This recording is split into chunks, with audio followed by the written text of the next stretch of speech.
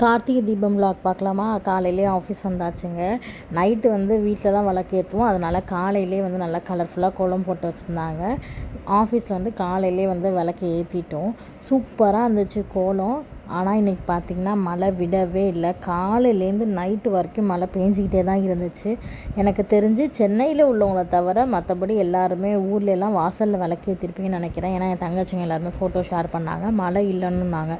சென்னையில் செம்ம மழை விடவே இல்லை. ஆஃபீஸில் பார்த்திங்கன்னா மால்ட் ப்ரிப்பேர் பண்ணிகிட்டு இருந்தாங்க. சரி, ஓகே, இன்றைக்கி 3 மணிக்குள்ளே வேலைலாம் முடிச்சுட்டு கடை எல்லோரும் வீட்டுக்கு கிளம்பிடுங்க அப்படின்னு சொல்லியாச்சு. கொரியர் டிஸ்பேட்சுமே இருந்தது.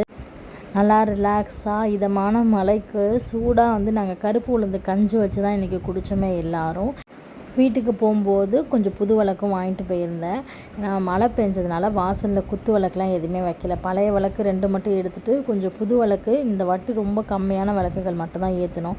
4 மணிக்கு வாசல் கூட்டலான்னு போகிறேன், விடவே இல்லையே. சரி, ஓகே, படியிலே லைட்டாக கோலம் தொடச்சி விட்டு கோலம்லாம் போட்டு விளக்கு ரெடி பண்ணுற வேலைகள்லாம் ஸ்டார்ட் பண்ணியாச்சு. ரொம்ப போராக தான் இந்த கார்த்திகை தீபம் எங்களுக்கு போணுச்சு. நான் சாரியுமே வியர் பண்ணல, பையன் இருக்கிறதுனாலையும். ஸோ ஜெய் மட்டும் புது ட்ரெஸ் போட்டுட்டான். விளக்கு போட்டுலாம் வச்சதுக்கப்புறமா யார் வீட்டு வாசல்லையுமே நேற்று விளக்கு ஏறியில. நம்ம வீட்டு வாசலில் மட்டும்தான் மழையில் கூட விளக்கு எரிஞ்சிச்சு. பேட்ரி லைட் ஏற்றக்கூடாது அப்படின்னாலும் இந்த மழையில் நம்ம வீட்டு வாசலில் விளக்கு இருந்தது அவ்வளோ பாசிட்டிவாக இருந்துச்சு நேற்று.